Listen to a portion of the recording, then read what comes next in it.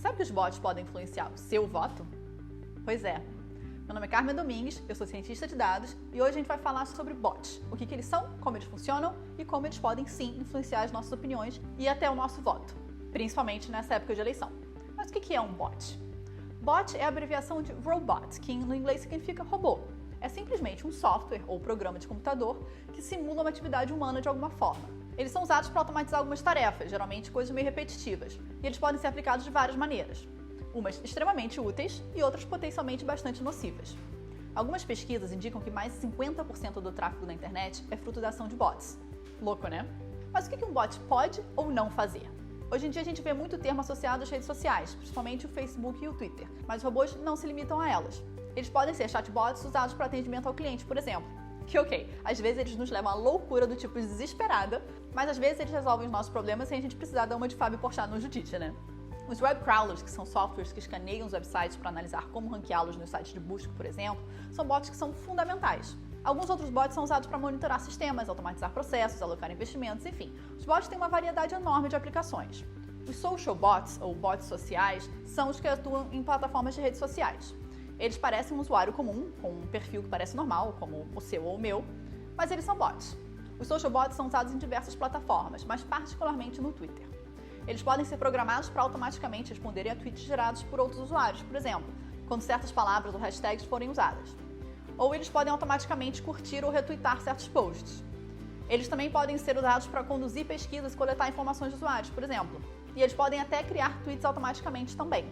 Alguns Twitter bots, como eles são chamados, fazem umas coisas bem legais, como por exemplo o MoMA Robot, do MoMA, que é programado para tweetar artes do Museu de Arte Moderna de Nova York.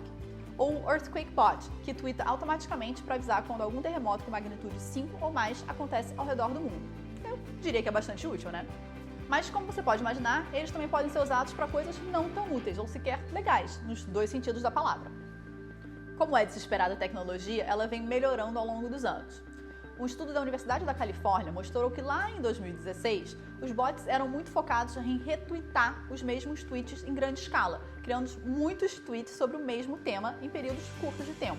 Já em 2018, assim como os usuários reais, eles abaixaram o volume de retweets e começaram a usar uma estratégia de usar vários bots agindo de maneira coordenada entre si, que são as botnets, ou redes de bots, para imitar um pouco aí o comportamento humano de forma mais autêntica. Os bots mais modernos e caros também começaram a desenvolver uma maior capacidade de interação e diálogo, o que os leva a serem mais facilmente confundidos com usuários reais. Essa evolução, obviamente e infelizmente, dificulta a detecção de bots por parte das plataformas e até por seres humanos como nós. Se os bots criarem tweets e retweets suficientes, eles podem criar um buzz artificial em torno de algum assunto e até levá-los aos trending topics, ou os assuntos mais comentados do momento. Eles podem ser usados, por exemplo, por uma marca durante o lançamento de um produto, para criar a sensação de que está todo mundo falando sobre aquilo ali. Ou por ativistas de alguma causa, para que pareça que mais pessoas estão interessadas e engajadas naquele tema ali que eles defendem. Você pode imaginar que isso pode ser positivo, inofensivo ou perigoso para a sociedade, a depender do tema ou pauta em questão. Se for para trazer um tema como proteção ambiental ou mudança climática para a pauta, por exemplo, e gerar mais debates civilizados e produtivos sobre o tema, será que pode ser uma estratégia válida e até positiva? Ou será que não? Se for uma marca promovendo um produto, pode ser irrelevante ou inofensivo, dependendo do produto. Mas se for sobre alguma questão de política pública ou um tema que seja sensível para diferentes grupos da sociedade, pode ser bem complicado. Se for algo citando violência a algum grupo, por exemplo, o problema é claro.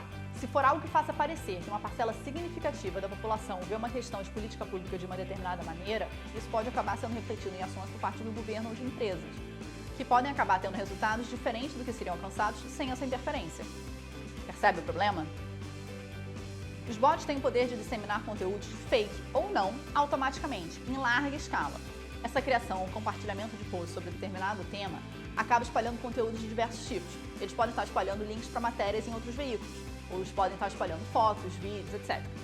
Esses conteúdos podem ser verídicos, mesmo que artificiais, ou podem servir para espalhar fake news também, o que obviamente cria um grande problema. Porque não só eles estão espalhando fake news, o que por si só já é um problema, mas eles têm o potencial de alcançar muitas pessoas.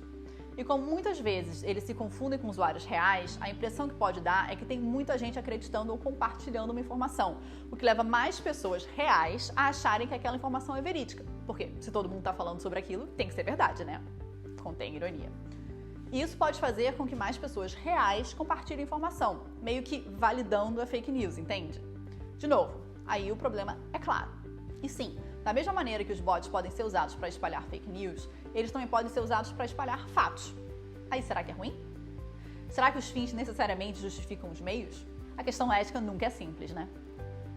E além de criar buzz artificial ou espalhar conteúdos em larga escala, seja ele fake ou não, o uso de bots tende a criar bolhas, porque eles vão ser direcionados a determinados grupos ou temas. Então, se ele detecta que você se interessa por determinado assunto, X, ou tem uma certa tendência ou atitude em relação a certos temas, seja ele qual for, você pode ser identificado como alvo desse bot e acabar vendo muitos mais tweets a respeito daquele tema, ao ponto de parecer que está todo mundo falando sobre aquilo, ou tendo a mesma opinião que você, criando assim a famosa bolha. Porque quem se interessa por outros temas ou tem outra perspectiva vai receber um conteúdo diferente, e aí vai ficar imerso numa bolha diferente. E a gente sabe que viver dentro de bolhas não é legal para a sociedade, né? Mas o impacto dos bots nas eleições.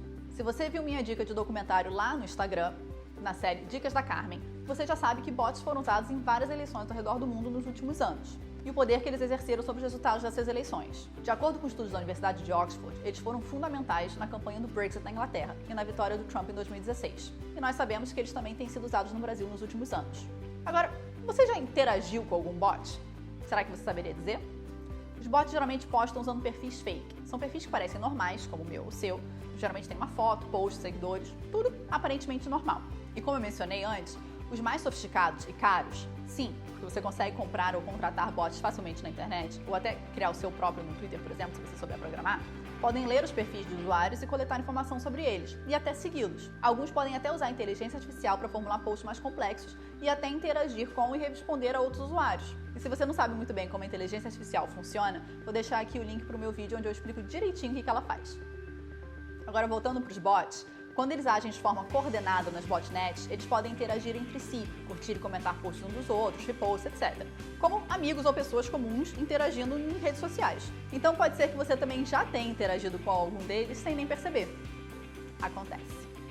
Agora, como identificar e não dar moral para um bot? Como eu mencionei, quanto mais avançados eles são, mais difícil é de identificá-los. Mas seguem aqui algumas maneiras para a gente tentar fazer isso. É sempre bom considerar essas possibilidades antes de interagir ou consumir posts de perfis que você não conhece. Então, fica de olho em alguns fatores. Qual a probabilidade de ser uma conta fake? Se a conta for muito recente ou seguir muita gente, mas tiver poucos seguidores, ou se a foto parecer aquelas fotos de banco de imagens, sabe? É bem provável que seja um bot. E você pode até fazer uma busca reversa da imagem no Google, por exemplo, para te ajudar a identificar se é uma foto de banco de imagem ou não. Agora, sobre o conteúdo postado. Perfis que postam muitos conteúdos ou respostas parecidas sobre o mesmo assunto e sempre compartilhando os links para os mesmos lugares tendem a ser fake. E os bots também tendem a postar mais do que comentar. A frequência e horários de postagem também podem ser indicadores. Perfis que postam muito e em horas estranhas, tipo no meio da noite ou 24 horas por dia, tendem a ser fake. A linguagem e como eles interagem também às vezes não dão algumas dicas. Muitos erros gramaticais e construções de frases estranhas podem indicar que o perfil é de fato um bot. E vale observar também como eles respondem a perguntas que necessitam um certo contexto, seja cultural ou espacial, como por exemplo se você estivesse referindo a um post de uma outra pessoa. Bem, gente, é isso. Os bots estão aí e o lance é tentar aproveitar os que são úteis, mas também ficar esperto para não cair em armadilha por aí, né?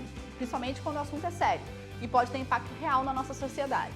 E com as eleições logo mais, isso é ainda mais relevante. Porque afinal de contas, ninguém quer ter seu voto influenciado por um robô, né?